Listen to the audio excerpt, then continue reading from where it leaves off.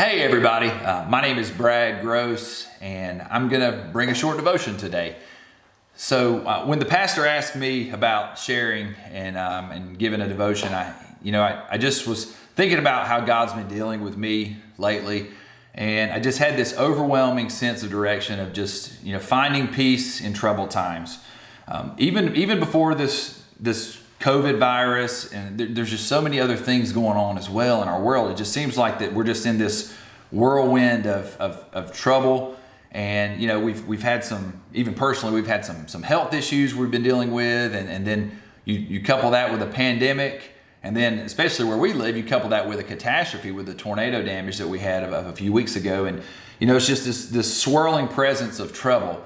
And I'm just reminded of a few verses, and I'm going to share those with you. But it's basically, I want to kind of center around finding peace and finding hope in the midst of trouble. So I want to share in Mark 4, and this is 35 through 41. I want to read this to you. This is basically when Jesus is calming the storm.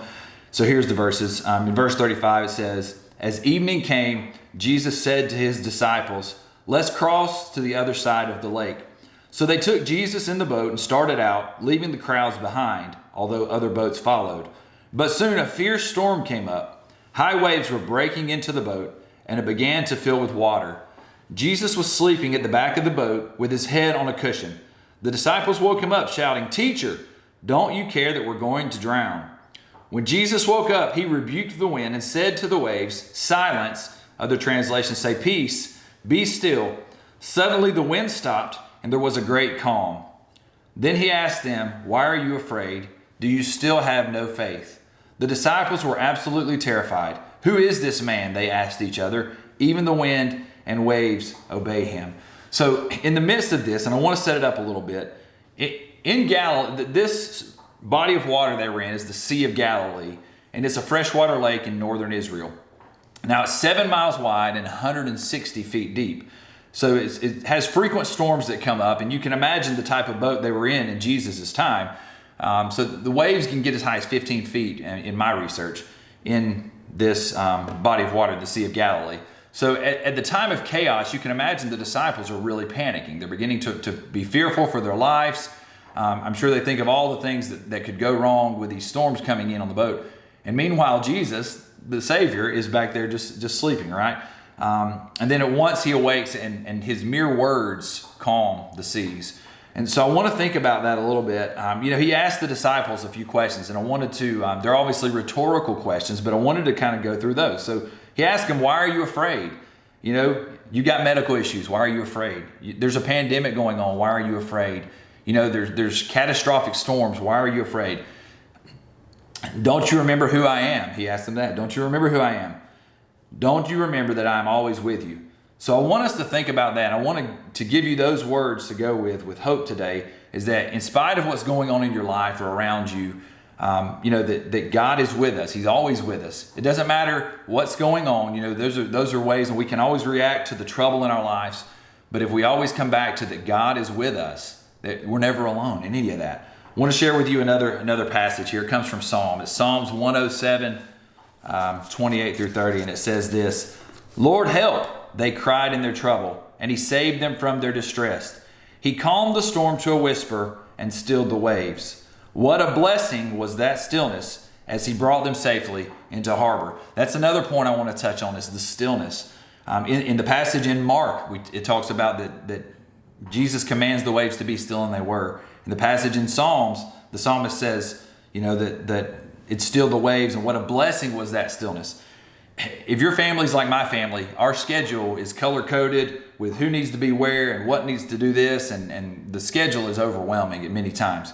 But another thing that I've taken out of this, aside from the fact that regardless of what's going on, that Jesus is there with us, helping us through this and guiding us through this, is that maybe we can find a blessing in the stillness. Stillness is emphasized a lot in the Bible. Both of these passages, for one, talk about being still. But this verse 30 really just jumped off the page at me when I read it. It says, "What a blessing was that stillness as he brought them safely into harbor." No matter how long this storm goes on, and hopefully it seems like we're coming out of it, or what other storms may pop up and come in your way individually, there's going to be a stillness. And whatever your life looks like right now, if you're sitting at home or your schedule's derailed, which I've found a blessing in that stillness. The fact that I'm still working, I work in catastrophe and storm response essentially, so I'm really working right now with the tornadoes. But we can have hope in the stillness. You know, we can refocus ourselves in the stillness. You know, when God has caused everything around us to stop, we can find His hand guiding us through that stillness, helping us to make sure we're focused on Him. We may have more time to focus on Him, and we can do things for others in that stillness. There's a number of things that you can do in the stillness, but the biggest thing I would say is to focus on Him. Focus on what He has for your life. Focus on your plans. In so much that when the stillness goes away, that I would like to think that we've got a new schedule. You know, that maybe we've all learned a little through this stillness. So, you know, another passage I had this written down too. Psalm 46:10 says, "Be still and know that He is God. In the midst of any of the storm, He is God." So I want to share this one other little text with you, and then I'll be done. But so here's something I kind of took away from all this. So whether God calms my storm, whether He takes me out of it, or whether He sits with me in it, He is always there for me. He'll always care and never forsakes me. Now this is another thing. He can control everything, but He doesn't stop everything from happening. If He did, I wouldn't need to trust Him. So as we go through all these storms of life that are around us right now, I want to encourage you to know that no matter how bad it gets, if you're sick, if you've got the virus, if you've lost your home due to tragedy, if you've lost your job, all the things that could go wrong, just know that in the midst of all that whirlwind, God is there with you, guiding you along the way. If you'll just put your faith and your hope and your trust in Him, He'll see you through it. He's always there. Thanks, everybody.